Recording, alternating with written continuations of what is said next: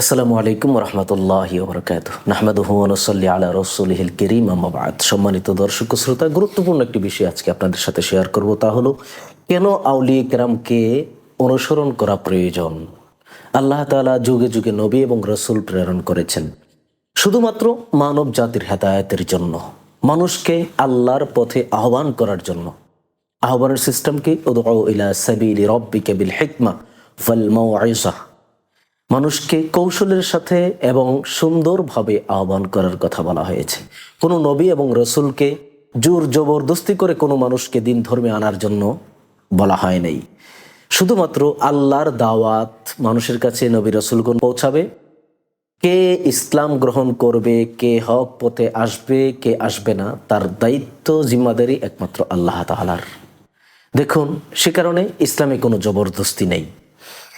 নবী এবং রসুলদের আগমন যখন শেষ, বিশেষ করে আমাদের পেয়ারা নবী রাসূল করিম সাল্লাল্লাহু আলাইহি সাল্লাম খাতামুল আম্বিয়া খাতামুন নবিয়্যিন, নবীদের শেষ নবী। আমাদের নবীর পর আর কোনো নবী আসবে না, শুভাগমন করবে না। সে কারণে কিয়ামত পর্যন্ত আল্লাহ তাআলা দিনকে টিকিয়ে রাখবেন। যতদিন পর্যন্ত কিয়ামত না হবে ততদিন পর্যন্ত আমাদের নবীর নবুয়ত চলবে। কিন্তু সাধারণ মানুষের কাছে দ্বীনের বাণী, ইসলামের বাণী পৌঁছে দেওয়ার জন্য নবী করিম সাল্লাল্লাহু আলাইহি সাল্লাম যে ঘোষণা দিয়েছেন, আল উলামা ওয়ারাসাতুল আম্বিয়া, নবীদের পরে আলেমগণ হলো নবীদের ওয়ারিস। আল্লাহ তাআলার দ্বীনের দাওয়াত মানুষের কাছে আলেমরা পৌঁছে দিবে। আলেমদের মধ্যে যারা বুজুর্গ ব্যক্তি, যারা তাকওয়াবান, মুত্তাকি, পরহেজগার, তাদেরকে আমরা আল্লাহর ওলি বলে থাকি। আজকে তো আফসোসের সাথে বলতে হয়, এলেম নাই, কালাম নাই, দরবার বড় দরবার সাজিয়ে শাহজাদা হয়ে বসে আছে। তার দরবারে গেলে মনে হয় কত বড় আলেম জানি। সাজগোজ দেখে মানুষ পাগল হয়ে যায়। ওই দিকে খেয়াল করা যাবে না, দেখতে হবে ভালো আলেম কিনা। ভালো আলেমের সোহবতে থাকতে হবে, ভালো আলেমের কথা শুনতে হবে, তাহলে আপনার দ্বীনি জীবন সুন্দর হবে।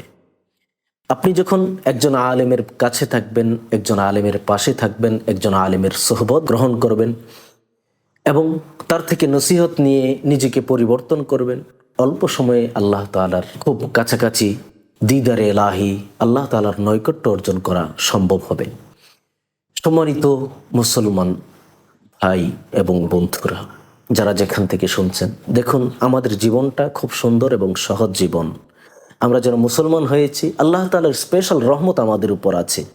সুতরাং আমরা যদি আল্লাহর নেককার বুজুর্গ বান্দাদের পাশে থাকতে পারি, তাহলে শয়তানের ওয়াসওয়াসায় আমরা গুনাহ থেকে বেঁচে থাকতে পারবো।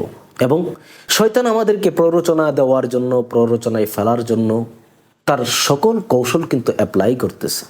আমরা পরিপূর্ণ আল্লাহর উপর তাওয়াক্কুল রেখে যদি পেয়ারা নবী রাসূল করিম সাল্লাল্লাহু আলাইহি সাল্লামের জীবনী অনুসরণ করে চলতে পারি এবং সাপোর্টিং হিসেবে আউলিয়া কামিলিন যারা আছে, বুজুর্গ, মুত্তাকি, পরহেজগার বান্দা যারা আছে, তাদের সাথে যদি সোহবত রাখতে পারি, সম্পর্ক রাখতে পারি, তাহলে আমরা শয়তানের প্ররোচনায় পড়ব না। আমাদের জীবন অনেক সুন্দর হবে, দিদারে এলাহি সম্ভব হবে। আল্লাহ তাআলা আমাদের তৌফিক দান করুন, আমিন। আসসালামু আলাইকুম ওয়া রাহমাতুল্লাহ।